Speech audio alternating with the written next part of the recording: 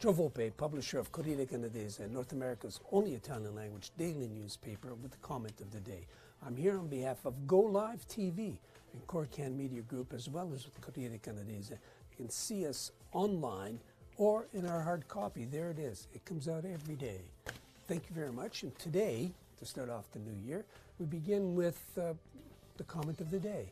And it has to do with Parliament and with the Senate. So, here we are. And this is the Prime Minister. Italians aren't worthy of appointments to the Senate. It's difficult to resist the conclusion that the governments of Canada discriminate on the basis of so-called identity politics, whether the identifier is racial, ethnic, religious, linguistic, etc. Now, we acknowledge that Canada is a vast country where the daily stresses and strains of maintaining unity and purpose are a challenge for any individual or any group, read government. Nonetheless, in the interest of promoting respect for those who have dedicated themselves to making this a country to be envied, we need to be unapologetic about the contributions Italian Canadians have made to the growth of Canada. Now, their role has been pivotal in the modernization of communities everywhere across this nation. Now, while only 1.5 million in number, they have more than pulled their weight in all sectors of the economy and elsewhere. Yet, they're absent from the Senate, a House of Parliament composed of 105 members, specifically structured to represent the interests of minorities. Census Canada suggests that only the Anglo-Celtic and the Francophone communities are more populous than the Italian. So, if willing and organized, they potentially wield great electoral power.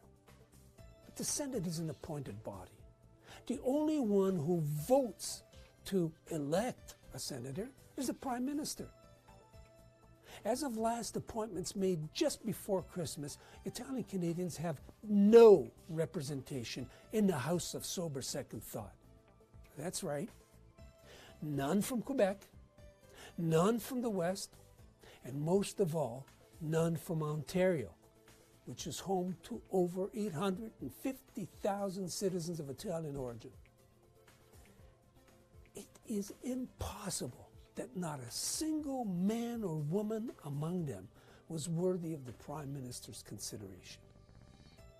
Not that the Corriere has been keeping track, but here's a partial list of some of the individuals, names removed, who had registered for consideration or for whom others had written letters of support in Ontario alone. Here they are.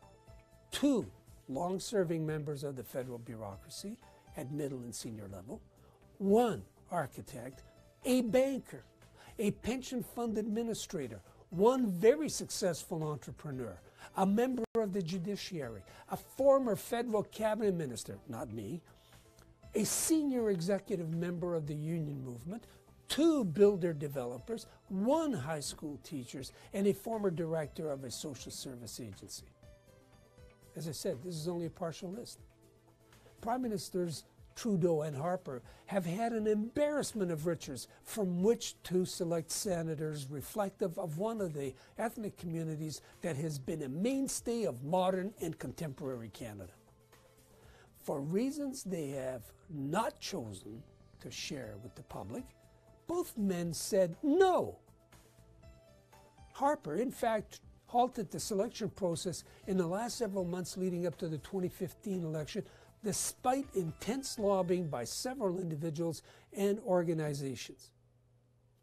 It may be that the lobbying is no longer existent, or it's considered ineffective. Trudeau would seem oblivious to it, despite several efforts to bring him into the community. Regardless, no one has heard from the moribund, if not extinct, National Congress of Italian Canadians, or the Canadian Italian Business and Professional Association, or the Council of Italian Advocates, or the Chamber of Commerce, or COSTI, or the plethora of regional and cultural associations too numerous to mention, or the unions and the billionaires in the community whose philanthropy is the lifeblood of hospitals and social service agencies throughout the province, or from the media moguls who claim to speak for us all. They must be keeping their powder dry, as the saying goes. Either that or Prime Minister Trudeau is hard of hearing. Joe Volpe for Corriere Canadese, Go Live TV, Corriere Media Group, inviting you to follow us on social media or in our hard copy. Thank you for watching. Thank you for listening. Until the next time.